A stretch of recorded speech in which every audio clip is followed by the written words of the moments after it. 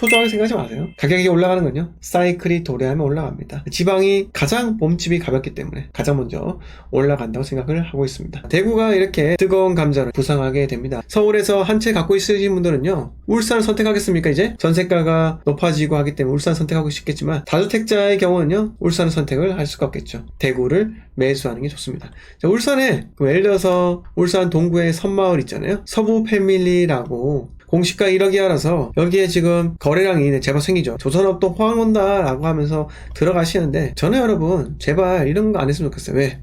이게 왜 그래요? 자, 2020년 코로나가 터지고 수개월 뒤, 거의 연말에 올라갔습니다. 3,600에 올라갔어요. 그리고 2년 지나니까 어때요? 다시 떨어집니다. 떨어져요. 그리고 어떻습니까? 본전이 찾아왔잖아요. 이런 거는 정말 늦게 오르고요. 그리고 내가 매도하기에 이 사이클 너무 지나치게 짧기 때문에 좋지 않습니다. 이런 거 갭 적다 해가지고 들어가지 마세요. 여러분들이 좀 더 안정적인 투자를 했으면 좋겠습니다. 스토리가 있어야 됩니다. 용적률 256% 이런 건 아니다, 이렇게 말씀드리고 싶어요. 혁신도시 쪽 아파트 분석 한번 부탁드려요. 울산의 이 혁신도시는요, 제가 생각할 때 이 지리적으로 참 좋지는 않습니다. 왜 안 좋을까요? 혁신도시가 좋지 않은 이유는요, 좁고 기다란 형태예요. 이 좁고 기다란 형태는요, 상권이 특정한 곳에만 몰려있기 때문에 에트 3차, 에트 1차 같은 경우는요, 이 상권으로부터 소외를 받는 거예요. 맞습니까? 상권은 여긴데 아파트 여기 있잖아요.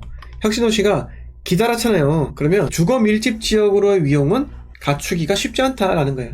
하지만 여기는 말 그대로 혁신도시예요. 신도시입니다. 신도시는 장점이 뭐예요? 신도시 장점은 네모받은 듯한 상권과, 그리고 유흥가 없겠죠? 초등학교, 중학교, 고등학교, 그리고 아파트 단지들, 이렇게 잘 조화가 된다고요. 10개가 넘는 공기업 단지들이 여기 있는 거예요. 그래서 공기업 단지들 직원들의 직주 근접에도 상당히 괜찮은 곳입니다. 향후에 어떻게 될까요? 동원 로얄도크 2차, 울산 중구의 부대장이죠. 원래 1등이 약서 더샵이고 2등이 동원 로얄도크 2차인데, 이게 약서 더샵이 번영로 센트리지에 밀리면서 센트리지가 신축이니까 가격이 1등 올라왔다고, 1등으로. 그러면서 밀릴 수밖에 없죠. 그러면서 동원도 마찬가지로 3등을 밀려났습니다. 과거에 7억 4천가 올라갔다가 33% 하락을 했었고요. 이렇게 소폭 28% 정도 상승했다가 지금 다시 조정이 있는 겁니다. 조정이 왜 있겠습니까? 조정은 당연히 있어요. 가격이 올랐으면요, 조정이 있어야지 또 올라가죠.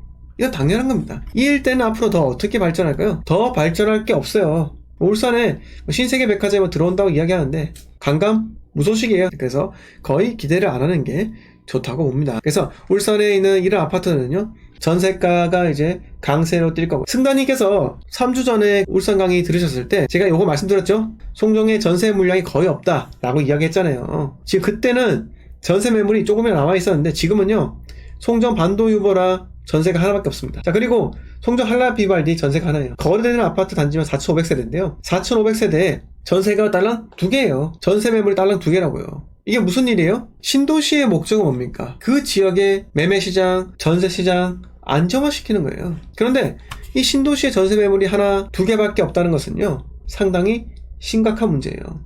이제 기존에 있는 아파트들마저도 전세 수요가 일정하다는 조건하에, 지금 경기가 침체되었으니까 이사를 가급적이면 가지 않으려고 한다고요. 매매 대신 전세 수요로 하기 때문에 전세 수요가 약간씩은 증가한다는 거예요. 그러면 결국은 어떻게 되겠습니까? 울산이라는 지역은 입주물량도 없기 때문에 전세가가 가파르게 상승할 것이다. 동원 로얄도크 전세가 3개밖에 없어요. 우정 역시 호반메르디온 전세가 4개입니다. 652세대에서 전세 3개면요 몇 프로예요?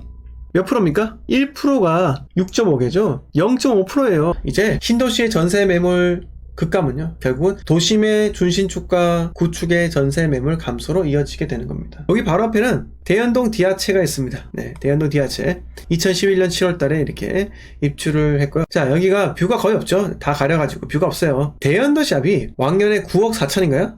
9억 4천가 올라갔다가 35% 하락했다가 지금 회복을 해서 지금 7억 후반대, 7억 중후반대 이렇게 지금 실거래가 체결되고 있습니다. 그런데 대연도샵 34평이 7억 중반인데 울산 대연시티 프라디움이 신축인데 불구하고 왜 가격이 낮을까요? 첫 번째 이유는요, 상품성이 떨어지는 겁니다. 상품성이 압도적으로 떨어져요. 원래 그래요. 세대수가 적으면요, 상품성이 떨어질 수밖에 없습니다. 1단지가 7억 5천이고 2단지는요 거의 금액대 비슷하잖아요. 자, 이렇게 연식이 약 한 4년에서 5년 정도 차이가 나는 이 아파트보다 금액대가 낮다는 것은요, 이 일대 입지가 일단 약하다라는 측면도 있고, 대연 더샵이 입지 대비해서 너무나 고평가되었었다, 이런 의미도 있는 겁니다. 이때는 남구의 거의 유일한 신축이라서 외지 투자자가 많이 진입을 했다면, 외지 투자자가 이제 더 이상 진입을 하지 못한다면요, 이 대연 시티 프라지가 어떻게 되겠습니까? 곤란하겠죠. 항상 이런 선입견이 있을 거 아니에요. 대연 더샵보다 낮은 금액대에 형성될 것이다. 자, 그리고 앞으로